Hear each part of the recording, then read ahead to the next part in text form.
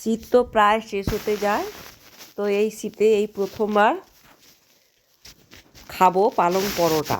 পালং পরোটা খাওয়ার জন্য তো সেটা তো তৈরি তো করতে হবে। তৈরি করার জন্য প্রথমে আটা নিয়ে নিয়েছি, তারপর ওর মধ্যে পরিমাণ মতো নুন দেওয়া হলো। এরপরে ওর মধ্যে দিয়ে দিচ্ছি 1/2 চামচ জোয়ান।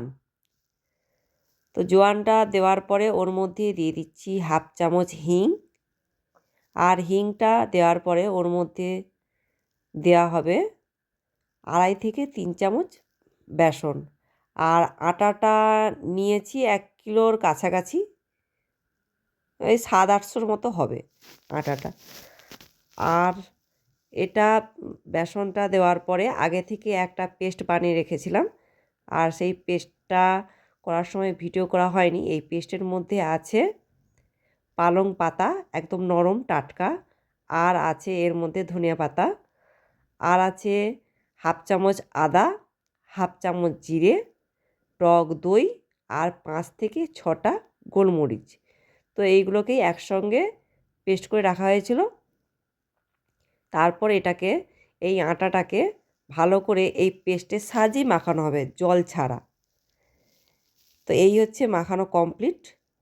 আর এটা মাখানো হয়ে যাওয়ার পরে এটাকে ওপর থেকে একদম হালকা করে তেল দিয়ে, পুরো আটা মাখাটাকে ভালো করে তেল দিয়ে এটাকে 1/2 ঘন্টার মতো ঢেকে রাখতে হবে। তো 1/2 ঘন্টা ঢেকে রাখার পরে এটা রুটি করো কিংবা পরোটা করো, তো এইভাবে আমরা লেচিটা করেছি।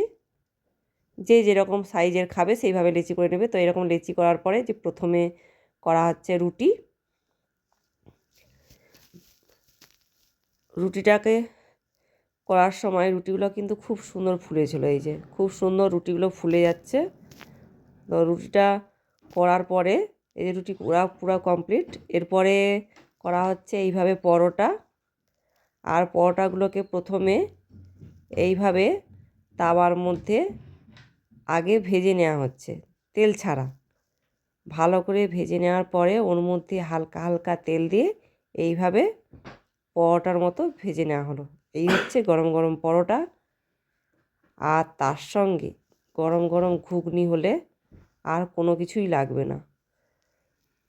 তো এই যে পরোটা রেডি, বাকি সব ভাজা হচ্ছে। আর আমি তো এই পাশে খেতে বসে পড়লাম গরম গরম পরোটা আর ঘুগনি নিয়ে। তো এই হচ্ছে পালং পরোটার রেসিপি।